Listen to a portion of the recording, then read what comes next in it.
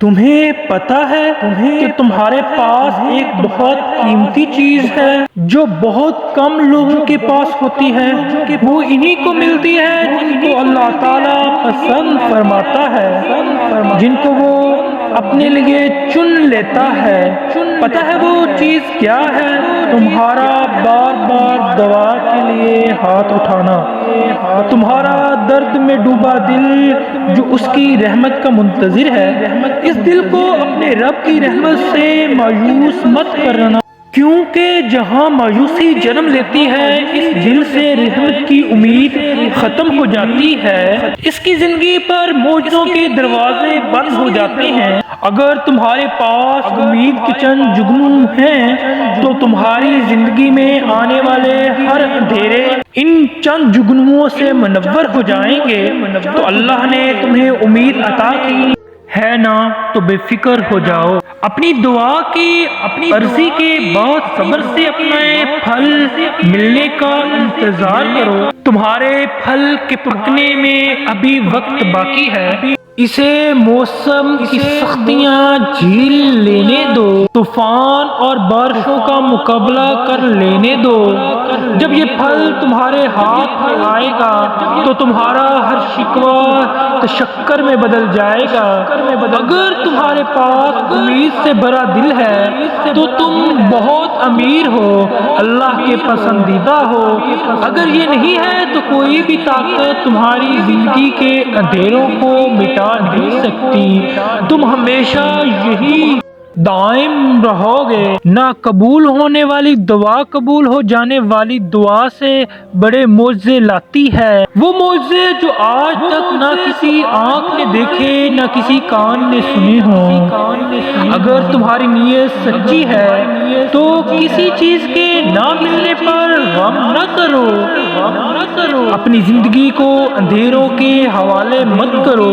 شاید تم اسی دعا کو بار بار مانگ رہے ہو جو تمہاری زندگی میں کوئی بڑا نقصان کرنے والی ہو، جو وقتی طور پر تمہیں مسرور کرتی ہو، مگر اس کی آنے والی تباہی کو تم نہیں جان سکتے، کیونکہ اللہ جانتا ہے تم کچھ نہیں جانتے۔ تو جو جانتا ہے اسی پر سب کچھ چھوڑ دو نا۔ تمہارے لیے وہ چیز لکھ چکا ہے جو تمہارے حق میں بہتر ہے۔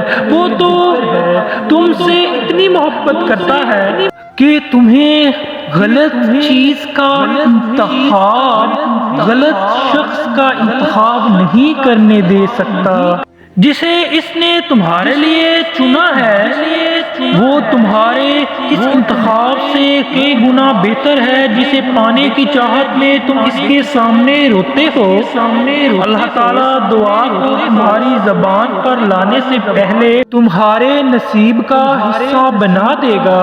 تم سوچتے ہو کہ ہر چیز جب اللہ کے ہاتھ میں ہے تو دعا کیا کر سکتی ہے، مانگنے کا کیا فائدہ؟ لیکن تم نے کبھی یہ نہیں سوچا کہ دعا کی توفیق ہمارے لیے وہ رستے کھولتی ہے جو ہمیں ہمارے مقدر تک لے جاتے ہیں، ہماری منزل تک لے کر جاتے ہیں۔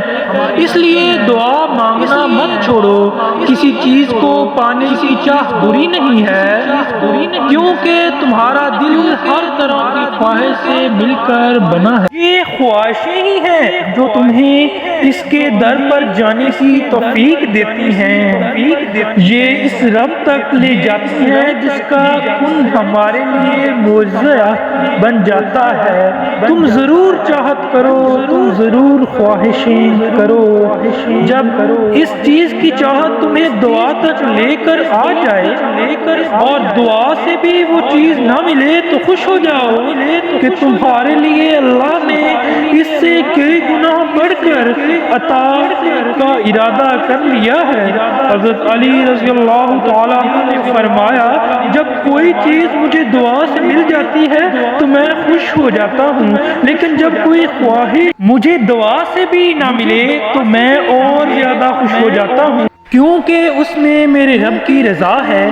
جب مانگنے کی توفیق مل گئی ہے تو پھر اجلت کیسی مانگی ہوئی چاہت میں دینے والے کی رضا شامل ہو جائے تو معجزے خود ہی اپنا راستہ بنا لیں گے، وہ چیز تمہاری جھولی میں آن گرے گی۔ آئین ممکن ہے کہ تمہاری خواہش ہو ہی اللہ تمہارے مقدر کا حصہ بنا دے، اس کے ہاتھ میں تمہارا نصیب ہے، وہ معجزوں کا بادشاہ ہے، سب عطا کرنے والوں میں سے بہترین عطا کرنے والا ہے، اسی پہ بھروسہ کر کے چلو، اسی سے مانگتے رہو، ان قریب وہ تمہارے دل کی خواہش کو تمہارے مقدر کا حصہ بنا دے گا، وہ تمہارے لیے خوشیوں کے ایسے در کھولے گا جو کبھی بند نہ ہوں گے، تمہاری زندگی میں راوی چین ہی چین لکھے گا۔ میری دعا ہے اس رب سے تمہاری دعاؤں کے کٹورے تمہاری من پسند خواہشوں سے بھر دیے جائیں، تمہاری زندگی میں خوشیوں کی ایسی بہار آئے جس پر کبھی خزاں نہ آئے، تمہارے سر پر سے خوشیوں کے بادل منڈلاتے رہیں، رحمتوں کی بارشیں تم پر برستی رہیں۔ دعا ہے کہ آپ سب لوگ خوش ہو جائیں اور آپ لوگوں کی دعائیں قبول ہوں۔ سے آمین with your beautiful name in below، comment میں اپنا نام ضرور لکھیے گا۔